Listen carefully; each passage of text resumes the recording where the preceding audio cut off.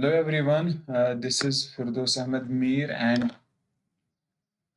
today I have chosen questions from the recent held NEET examination. So जो हमारा पहला question है that is from the mole concept. The number of hydrogen atoms present in 5.4 grams of urea is. So हमने बताने हैं hydrogen atoms कितने होंगे 5.4 grams of urea में. वहां से दिया है molar mass and Avogadro number का वैल्यू भी दिया है. So in order to find the number of atoms हम क्या करते हैं, हम मास से मोल्स जाते हैं, मोल्स से number of molecules. Number of molecules को जब हम नंबर ऑफ एटम्स से मल्टीपल करते हैं that time we get the total number of atoms. So here in this question we will proceed in the similar way. So पहले हम यहाँ पे मास दिया गया है 5.4 ग्राम्स, हमें इसका मॉलिक्यूलर वेट या नंबर ऑफ मोल्स निकालने. सो इट्स यूरिया की जो फॉर्मूला होती है दैट इज NH2CONH2. इसका मॉलिक्यूलर वेट वही से दिया है दैट इज 60 ग्राम पर मोल. 5.4 grams इसका मास है, तो number of moles will be mass upon molecular mass और molecular weight that is 60 grams per mole. तो यहाँ पे जो हमारा नंबर ऑफ मोल्स बनेगा that will be 5.4 upon 60. Number of mole से नंबर ऑफ मॉलिक्यूल्स जब जाते हैं, नंबर ऑफ मॉलिक्यूल्स जब जाते हैं तो what we have to do, we have to simply multiply by the Avogadro number, that is Na. Na यहाँ पे क्या है 6.022 into 10 power 23. सही. ये जो यहां तक हमारा निकला है that is number of molecules, और इसको अगर हमने निकालनी हो नंबर ऑफ एटम्स तो we will be multiplying by the number of atom. अगर ये हमारे फुल यूरिया मॉलिक्यूल में बोलता है कितने एटम्स प्रेजेंट है तो हम तब कंसिडर करते हाइड्रोजन के दो, हाइड्रोजन के यहाँ पे दो हो गए 4, नाइट्रोजन दो हो गए 6 और कार्बन एंड ऑक्सीजन हो गए 8. But it is telling us कि हाइड्रोजन एटम्स निकालने हैं हमें 5.4 ग्राम्स ऑफ यूरिया में. दैट मींस हाइड्रोजन एटम्स कितने होंगे इसमें, दो यहाँ पे हैं, दो यहाँ पे. That means we will be multiplying by the 4. So अब हमने ये सॉल्व करना है. So I can write 54 upon 600 because here यहाँ पे जो डेसिमल प्लेस है that is on the ones place, तो इसके बदले 0 आ जाएगा डिनोमिनेटर. इंटू 6 इंटू 10 पावर 23 यहाँ पर मैंने 6.022 को अप्रोक्सीमेटली 6 लिखा. सो देखेंगे. सो अब हमने ये सॉल्व करना है. 6 1s are 6, 600 are, that means we will get 54 upon 100 into 10 power 23 into. सही. अब हम अगर इसको सॉल्व करेंगे 4 1s are 4, 4 25 are, that means we got 54 upon 25 into 10 power 23. सही. तो अगर हम इसको अब सॉल्व करेंगे that will be something 25 2s are 50, that will be something more than. तो यहाँ पे ये जो टू ऑप्शंस हैं they are below 1, they are more than 1, not up to the 2. So इनको हम पहले से ही क्रॉस मारेंगे. It will be around 2 point something into 10 power 23. एक ही ऑप्शन हमारा मैच हो रहा है that is second one. So the second option will be our correct option. So दूसरा क्वेश्चन, ये केमिकल काइनेटिक्स का क्वेश्चन है. A simple question from here. यहाँ पे ऑर्डर ऑफ द रिएक्शन दिया गया है क्वेश्चन में that is 0 order, first order, second order and third order. So what we have to calculate the units of the rate constant. सही. हम जो simply रखते हैं याद, it will be in the mole per litre 1 minus n second inverse.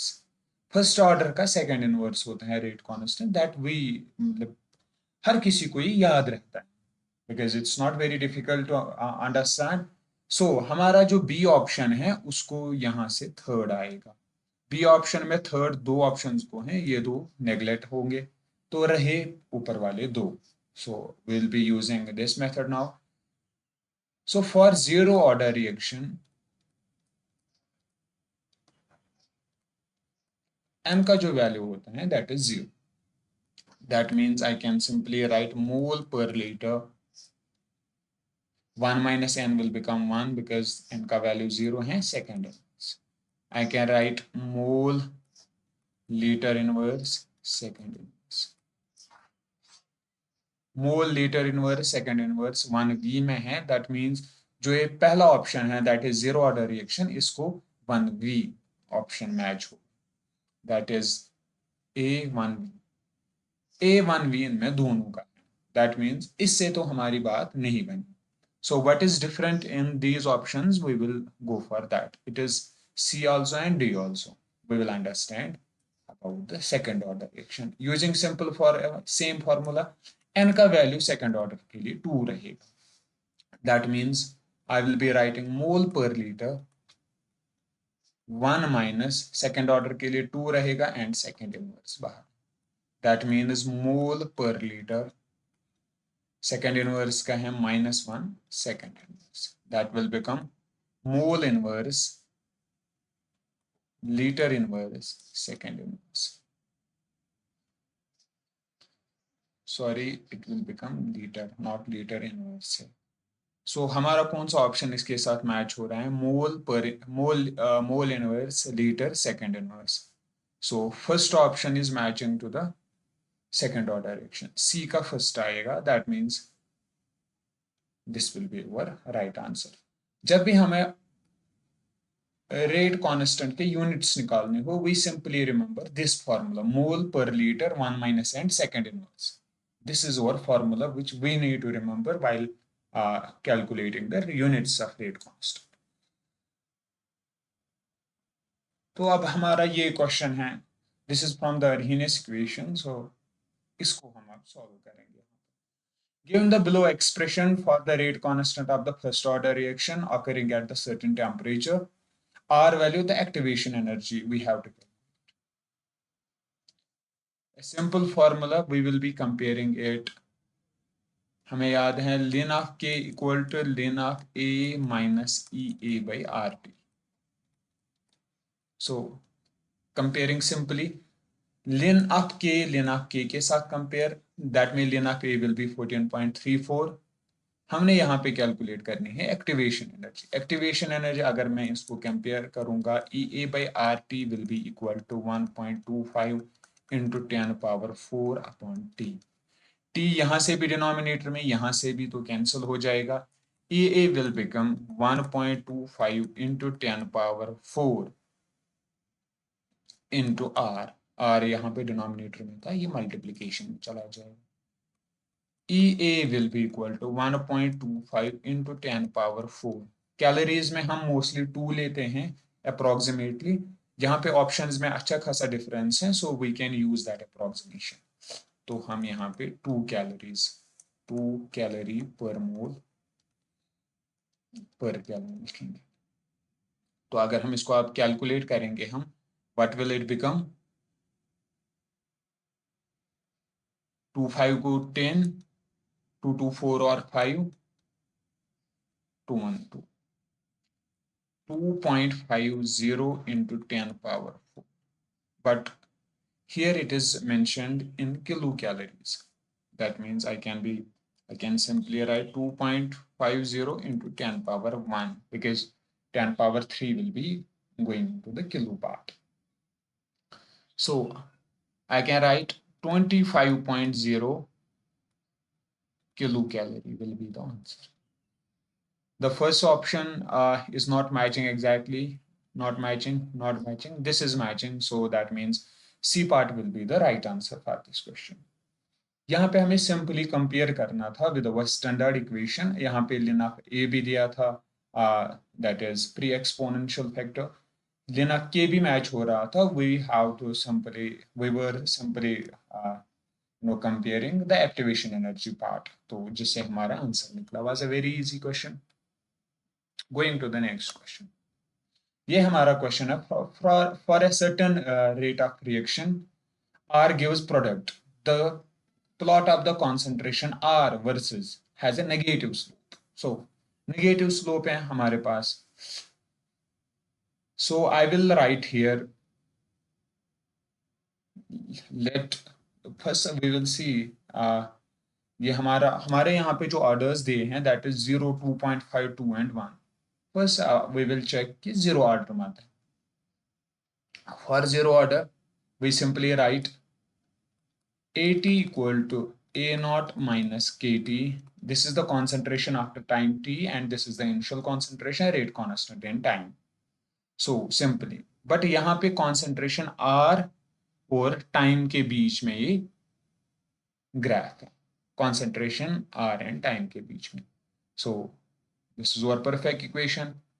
Writing it as, I can simply write it AT equal to minus KT plus A naught, y equal to mx plus c. That means slope जो हमारा है यहाँ पे that will be minus k दिया है, slope is minus k and slope is minus k and intercept here is a naught. Simply match हो रही है हमारी condition with the graph. That means the order of the reaction will be zero order because it's here following the condition of zero order. Coming to the next question. At a certain temperature K, during a process 500 joule is absorbed by the system. That means हमारा जो Q है, Q absorbed, that is 500 joule. And the work then, and the work 200 joule by the system. By the system means by convention it will be negative. So the change in internal energy. Simple question है. Change in delta U equal to delta Q plus del W. हम ऐसे लिखते हैं, delta Q will be equal to 500 joule, यहाँ से दिया है, and it will be negative 200 joule. Del U will be 300. Very simple question.